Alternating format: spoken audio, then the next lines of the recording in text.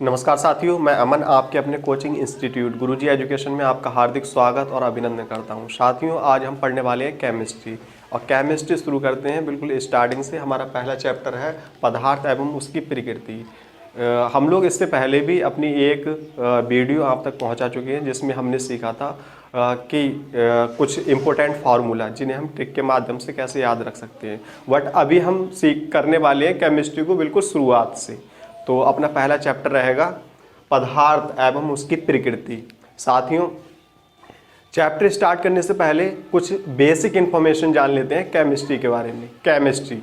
Chemistry शब्द की जो उत्पत्ति हुई है साथियों, वो मिस्र से हुई है और कीमिया वर्ड से हुई है। कीमिया वर्ड का जो मतलब होता था वो काला रंग होता था, और मिस्र के लोग केमी बोलते थे काली मिट्टी को।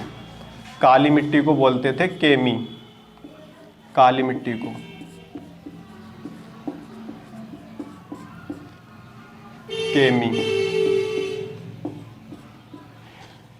और साथियों, शुरुआत में केमिस्ट्री के अध्ययन करने को केमी टेकिंग कहा जाता था। केमी टेकिंग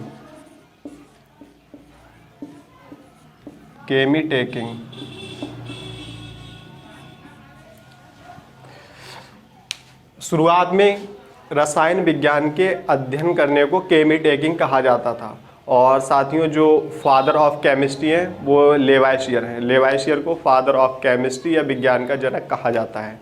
साथियों, अब देखते हैं पदार्थ एवं उसकी प्रकृति।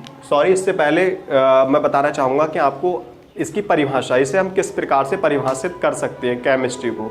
तो हम कह सकते हैं कि विज्ञान की वह शाखा जिसके अंतर्गत हम पदार्थों के गुण, संगठन और उनकी संरचना एवं उनमें होने वाले परिवर्तनों का अध्ययन करते हैं, रसायन विज्ञान या केमिस्ट्री कहलाती है।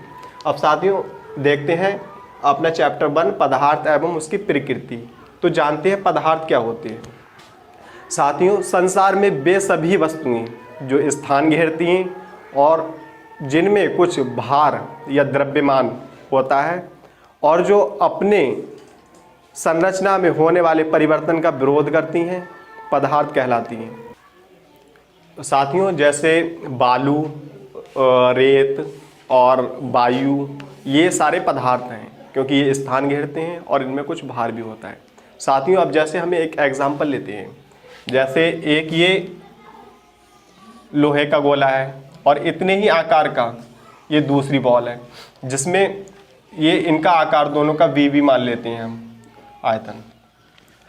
तो साथियों, इसके भार का हम कैसे अनुमान लगाएंगे। ये ठोस, ये लोहे का गोला है जैसे, तो किस में भार ज़्यादा होगा। इसके जो लोहे के जो अणु होते हैं ना, अणु ये इसके बहुत पास होते हैं, बहुत पास। तो ये इसकी डेंसिटी को दर्शाते हैं, डेंसिटी। और इसमें वायु भरी हुई है तो इसके दूर होते हैं, तो ये इसकी डेंसिटी को दर्शाते हैं, डेंसिटी इज इक्वल टू होता है m अपॉन v। ये मास, वॉल्यूम। तो हम कह सकते हैं किसी इकाई आयतन में उपस्थित द्रव्य के मास को हम डेंसिटी कहते हैं, या उसके परसेंटेज को, या उसके किसी वस्तु के द्रव्यमान में उपस्थित पदार्थ की मात्रा को उसकी डेंसिटी कहते हैं। तो साथियों, अगर हम आयतन की बात करें तो जैसे हमने पदार्थ में बोला कि वे सभी वस्तुएं जो स्थान घेरती हैं और इनके अंदर जो भार होता है वो पदार्थ कहलाते हैं। तो ये स्थान घेरते हैं जो स्थान, तो उसे हम आयतन कहते हैं। आयतन वस्तुओं के द्वारा जो स्थान घेरा जाता है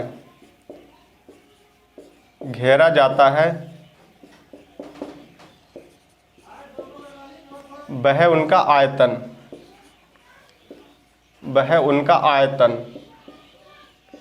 कहलाता है।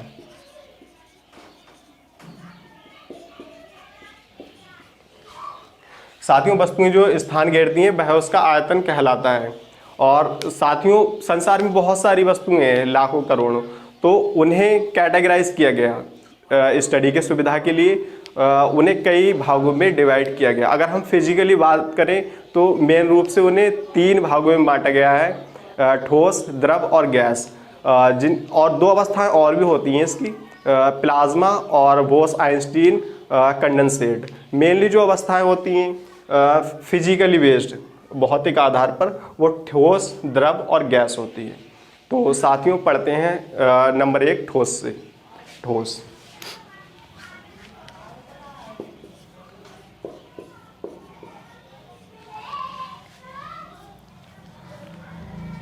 साथियों ठोस वे पदार्थ होते हैं जिनकी आकृति, आकार और जिनका आयतन स्थिर रहता है। जैसे साथियों ये मार्कर है मेरे पास, अगर मैं इसे यहाँ किसी प्लेस पे रखूँगा तो इसका आकार चेंज नहीं होने का है, जो आकार है उसका वही आकार रहेगा। और अगर मैं इसे किसी गिलास में रखता हूँ तब भी वही आकार रहेगा, वही आयतन इसका सेम रहेगा। ऐसा नहीं है कि मैं अगर इसे किसी गिलास में डाल दूँ तो ये उसके अकॉर्डिंग से बना ले, छोटा हो जाए या उसी के अकॉर्डिंग फैल के उसके अकॉर्डिंग हो जाए। तो इसका एक अपना आयतन और आकार है, तो वो चेंज नहीं होता। तो जैसे ठोस में जो है इसका वॉल्यूम फिक्स रहेगा और इसका आकार, आकृति, शेप, इसका शेप वो भी फिक्स है, दोनों फिक्स रहते हैं। तो हम इस प्रकार से कह सकते हैं कि वे सभी पदार्थ जिनकी आकृति और आयतन स्थिर रहते हैं ठोस कहलाते हैं। जैसे कुर्सी, पत्थर, लोहे की छड़, तो ये सारी चीज़ ठोस है। तो साथियों अब इनके बारे में हम कुछ क्वालिटी, इनकी विशेषताएं क्या होती हैं उसके बारे में जानते हैं। तो मैं ये रफ कर देता हूँ, उसके बाद में हम जानते हैं इनकी क्वालिटी के बारे में। तो साथियों अगर हम ठोस की क्वालिटी की बात करें, विशेषता की बात करें, तो इन पर बाह्य दाब लगने पर अपनी आकृति को बनाए रखने की क्षमता होती है। तो हम कह सकते हैं कि ये दबाव में नहीं आते, जो बाह्य दाब पड़ता है ना उसके दबाव में नहीं आते और अपनी आकृति को चेंज नहीं करते आसानी से। तो हम कह सकते हैं जो इनकी कंप्रेसिबिलिटी होती है, संपीड़ितता, वो बहुत कम होती है, नगण्य होती है। ये अपनी आकृति को बनाए रखते हैं, जो बाह्य दाब पड़ता है उसके दबाव में नहीं आते हैं। जैसे हम एक एग्जाम्पल से समझते हैं, जैसे हमने इस बोर्ड को लगाने में भी कील का यूज़ किया है। जो लोहे की कील होती है हम उस पर दबाव बनाते हैं हथौड़े से उसे ठोकते हैं, तो वो आसानी से उसके आकार में परिवर्तन नहीं होता है, वो ठुक जाती है दीवार में या फिर लकड़ी में, तो उसका आकार चेंज नहीं होता। अगर हम वो हथौड़े से या हाथ से अगर उस पर पानी पे मारते हैं हाथ या हथौड़ा, तो वो उसके जो स्थिति होगी वो बिल्कुल चेंज हो जाएगी, वो हट जाएगा अपने स्थान से। तो ऐसा लोहे में नहीं होता, वो उसकी जो कंप्रेसिबिलिटी होती है, संपीड़ितता, वो बहुत कम होती है, नगण्य, वो अपनी स्थिति को बनाए रखते हैं।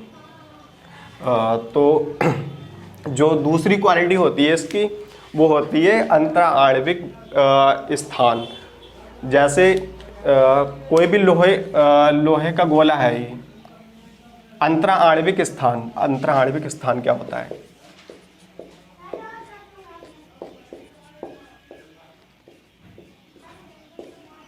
अंतराण्विक स्थान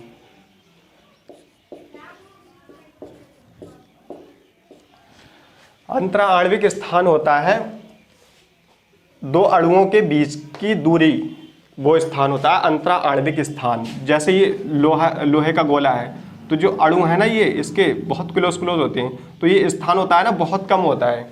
तो जो ठोस पदार्थों में अंतराण्विक स्थान बहुत ही कम होता है, और जो अंतराण्विक फोर्स होता है इनके बीच, बॉन्डेशन होती है, ये बहुत ही मजबूती से एक दूसरे को कनेक्ट किए हुए होते हैं, जुड़े हुए होते हैं एक दूसरे से।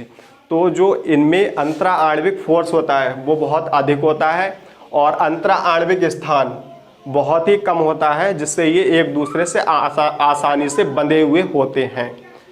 तो साथियों अब देखते हैं सेकेंड नंबर द्रव के बारे में, लिक्विड। साथियों लिक्विड, द्रव, ये साथियों द्रव होता है। और जो दूसरा हमने पढ़ा था द्रव्य, द्रव्य और द्रव ये दोनों चेंज होते हैं। ये द्रव्य यूज करते हैं मैटर के लिए, मैटर या पदार्थ के लिए, और ये जो है ये अवस्था है द्रव लिक्विड वाली।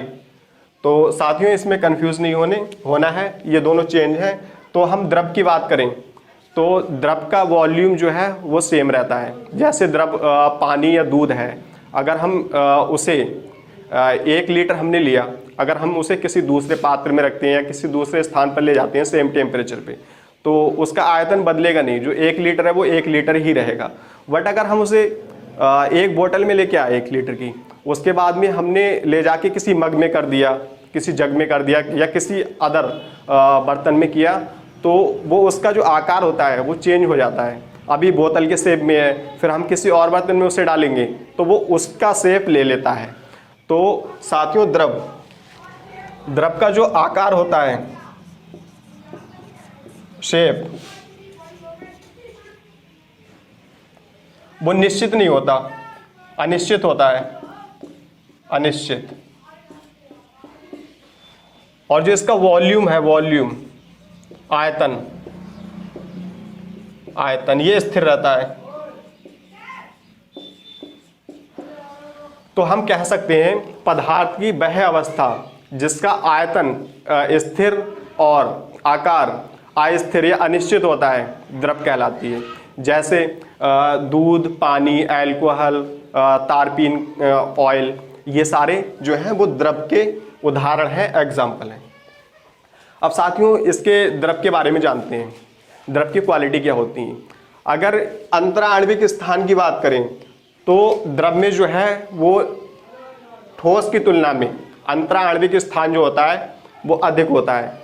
जो द्रव के अणु होते हैं वो थोड़े दूर दूर होते हैं इसकी कंपेयर में, तो ये होता है अंतराण्विक स्थान। इसके अणुओं के बीच में जो दूरी होती है, अंतराण्विक स्थान।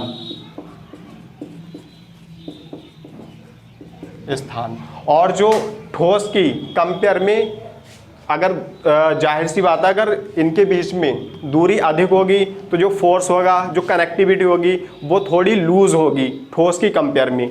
अब जैसे ये ठोस का अगर कोई भी एग्जांपल हम लेते हैं, अगर हम एक स्थान से दूसरे स्थान पर रखते हैं या फिर उसे गिरा देते हैं तो वो अपनी स्थिति में ही रहता है ठोस, क्योंकि उसकी जो फाउंडेशन है वो बहुत ही सॉलिड है, बहुत ही मजबूत है। बट द्रव में ऐसा नहीं होता, इनकी जो फाउंडेशन है वो थोड़ी लूज है उसकी ठोस की तुलना में। इनके जो परमाणु के बीच जो बल लग रहा है वो इतना मजबूत नहीं है। तो अगर ये जो गिरते हैं तो ये आसानी से बह जाते हैं, तो इनमें बह जाने की क्वालिटी होती है द्रव में। तो इसके बीच जो फोर्स होता है अणुओं के बीच वो इतना सॉलिड नहीं होता। अब अगर हम इसकी नेक्स्ट प्रॉपर्टी की बात करें,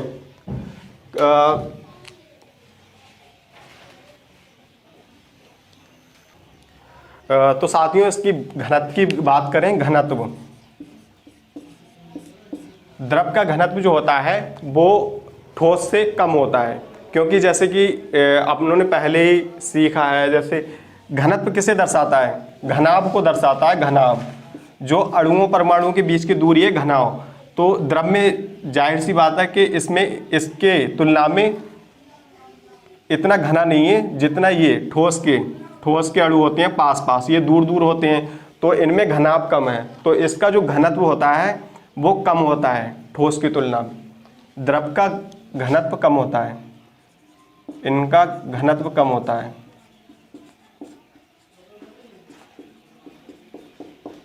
कम होता है ठोस की तुलना में।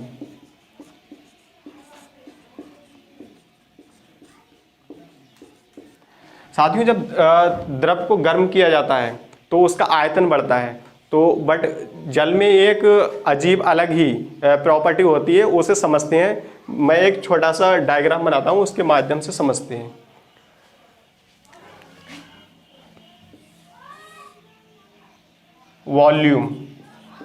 Volume temperature. साथियों जब हम शुरुआत में जब जल को गर्म करेंगे तो उसका वॉल्यूम होता है जो 4 डिग्री सेंटीग्रेड तक पहले कम होता है। उसके बाद में अगर हम उसे और अधिक गर्म करेंगे जल को, तो फिर उसका वॉल्यूम बढ़ने लगता है, उसका आयतन बढ़ने लगता है। तो हम इसे गर्म करें तो ये यहाँ तक 4 डिग्री सेंटीग्रेड, यहाँ तक आ गया 4 डिग्री सेंटीग्रेड, 4 डिग्री सेंटीग्रेड आ गया। ये रहा टेम्परेचर और ये है वॉल्यूम। तो ये जो 4 सेंटीग्रेड का 4 डिग्री सेल्सियस का 4 डिग्री सेल्सियस का पॉइंट तक यहाँ पर वॉल्यूम होता है वो सबसे कम होता है, और फिर इसके बाद जब हम गर्म करेंगे तो ये वॉल्यूम बढ़ता जाता है। तो हम कह सकते हैं कि 4 डिग्री सेल्सियस पर वॉल्यूम सबसे कम होता है, वाटर का वॉल्यूम सबसे कम होता है, सबसे कम होता है।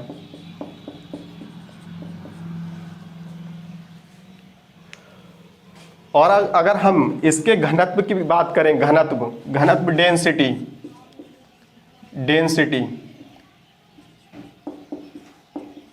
डी, इसे रो से शो करते हैं। तो घनत्व जैसे कि हमने पढ़ा m/v होता है, ठीक है साथियों, v।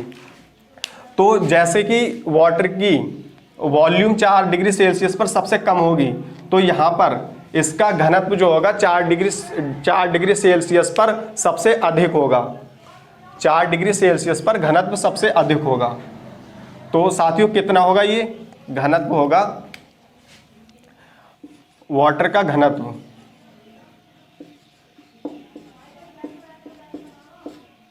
4 डिग्री सेल्सियस पर सबसे अधिक होता है, अगर हम इसकी बात करें तो ये कितना होता है, ये होता है 1000 किलोग्राम पर मीटर क्यूब। साथियों ये 1000 किलोग्राम पर मीटर क्यूब होता है इसका घनत्व, जो कि 4 डिग्री सेल्सियस पर सबसे अधिक होता है। अब साथियों हम नेक्स्ट पदार्थ की क्वालिटी की बात करें, गैस। तो शुरू करते हैं गैस को, मैं इसे रफ करने वाला हूं, उसके बाद में शुरू करते हैं गैस। साथियों अगर पदार्थ की तीसरी अवस्था गैस की बात करें तो इसका आयतन और आकार दोनों अनिश्चित या अस्थिर होते हैं। पदार्थ की वह अवस्था जिसका आकार और आयतन दोनों अनिश्चित हों, गैस कहलाती है। साथियों गैस, इसके जो परमाणु होते हैं ना, वो काफ़ी दूर दूर होते हैं, बहुत दूर दूर होते हैं ये। तो इनमें जो कह सकते हैं अंतराणविक जो स्थान होता है ना, वो बहुत अधिक होता है, बहुत अधिक। ये काफ़ी दूर दूर हैं, इनमें कोई आपस में मिलजुल कर नहीं रहते, आपस में बातचीत नहीं करते, बहुत बहुत दूर रहते हैं। कोई इधर है, कोई दूसरे कॉर्नर पे है। जो फैमिली मेंबर्स आपस में मिलकर नहीं रहते, वो कोई बाहर का बंदा उन पर दबाव डालकर उन्हें दबा सकता है, उन्हें कमज़ोर कर सकता है, ठीक है। तो इनकी जो संपीड़िता होती है, वो बहुत अधिक होती है। इन पर दबाव डालकर इन्हें संपीड़ित किया जा सकता है। कंप्रेसिबिलिटी इनकी बहुत अधिक होती है। साथियों एक तो नंबर 1 हो गया, हम इसे कैसे एक्सप्लेन कर सकते हैं। इनका शेप और इनका वॉल्यूम दोनों अस्थिर होते हैं। अगर हम इन्हें गैस को एक रूम में रखें, तो ये उसका आयतन पूरे रूम में एक अणु इधर होगा, एक उधर होगा, पूरे रूम को घेर लेंगी। उसके अनुसार ही अपना आकार और आयतन में चेंज हो जाती है। अगर हम इसकी कंप्रेसिबिलिटी की बात करें तो जैसे CNG सिलेंडर होता है, उसे गैस को कंप्रेस्ड करके, कंप्रेसिबिलिटी के सहारे हम उसे एक छोटे से सिलेंडर में इतनी सारी गैस भर लेते हैं। वैसे इतनी सारी गैस बहुत सारे बीच में भर जाएगी और उसका आयतन या आकार ले लेगी। तो साथियों इस प्रकार से ये पदार्थ की 3 अवस्थाएं हो गई। अब हम जानेंगे नेक्स्ट अवस्था के बारे में, प्लाज्मा, और जो नेक्स्ट है नंबर 5, बॉस आइंस्टीन कंडेंसेट। तो साथियों देखते हैं पदार्थ की चौथी अवस्था, प्लाज्मा। प्लाज्मा, पदार्थ का प्लाज्मा रूप जब सामने आता है जब गैस आयनीकृत हो जाती है। जब पदार्थ को गर्म किया जाता है वो गैस में बदलता है, फिर गैस आयनीकृत हो जाती है बहुत हाई टेम्परेचर पर। जब गैस आयनीकृत होगी तो वो प्लाज्मा का रूप लेती है। गैस का आयनीकृत रूप, गैस का आयनीकृत रूप प्लाज्मा के रूप में आता है, प्लाज्मा के रूप में आता है।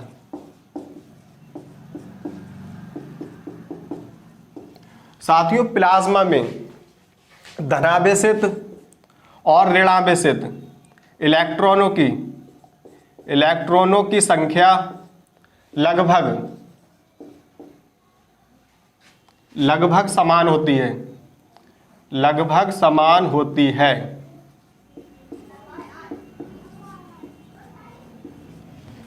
प्लाज्मा अवस्था में धनायन और ऋणायन इलेक्ट्रॉनों की संख्या लगभग समान होती है। और साथियों, प्लाज्मा अवस्था में चुंबकीय बल और विद्युत बल गैसों पर सर्वाधिक लगता है। तो प्लाज्मा के बारे में इतनी नॉलेज काफ़ी है। वैसे ज़्यादातर जो 3 अवस्थाएं पूछी जाती हैं, ठोस, द्रव, गैस। तो अपना प्लाज्मा हो गया। अब नेक्स्ट देखते हैं नंबर 5, बॉस आइंस्टाइन कंडेंसेट। तो अगर हम पदार्थ की 5वीं अवस्था की बात करें तो एक वैज्ञानिक थे सत्येंद्र नाथ बोस। इन्होंने पदार्थ की 5वीं अवस्था की गणना प्रस्तुत की। फिर उस पर सन 1924 और 25 में एक जो दूसरे वैज्ञानिक थे अल्बर्ट आइंस्टीन, उन्होंने इस गणना का पुनर्अनुमान प्रस्तुत किया, उस पर काम किया। तो इन दोनों वैज्ञानिकों के नाम पर ही इस 5वीं अवस्था का नाम सत्येंद्र नाथ बोस के नाम पर बॉस और अल्बर्ट आइंस्टीन के नाम पर आइंस्टाइन, बॉस आइंस्टाइन कंडेंसेट रखा गया। ये साथियों पदार्थ की 5वीं अवस्था है। तो मुझे लगता है इन दोनों अवस्थाओं के बारे में इतनी नॉलेज काफ़ी है। और जो मेनली रूप से पूछी जाती हैं वो ठोस, द्रव और गैस पूछी जाती हैं। तो इसमें कुछ ज़्यादा कठिनाई वाली बात नहीं है कि ठोस और द्रव और गैस को हम फिजिकली रूप से आसानी से पहचान ना सकें या उनके एग्जाम्पल को समझ ना सकें। कुछ साथियों कुछ अवस्थाएं ऐसी होती हैं पदार्थ की, जैसे कि नॉर्मली ऐसे कुछ अपवाद हैं, लकड़ी, पत्थर, जिन्हें दूसरी अवस्था में चेंज नहीं किया जा सकता। वैसे पदार्थों पर दाब और ताप परिवर्तन करके उनकी अवस्थाओं को बदला जा सकता है। बट ये मैंने कुछ अपवाद बताए, लकड़ी और पत्थर, इनकी अवस्थाओं को बदला नहीं जा सकता। ये ठोस अवस्थाओं में होती हैं और ये ठोस अवस्थाओं में ही रहती हैं। जल, अगर हम जल की बात करें, जल, तो जल एक ऐसा पदार्थ है जो ठोस, द्रव और गैस, ये तीनों अवस्थाओं में रहता है। इसका क्रम ठोस, द्रव, गैस।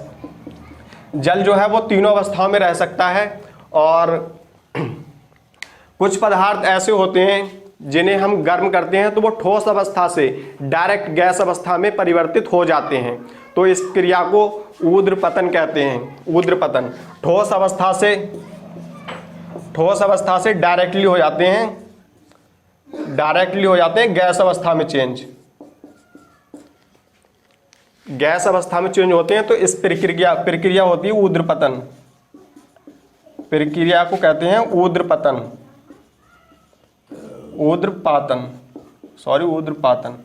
इस प्रक्रिया को ऊर्ध्वपातन कहते हैं, जिसका उदाहरण कपूर और आयोडीन है।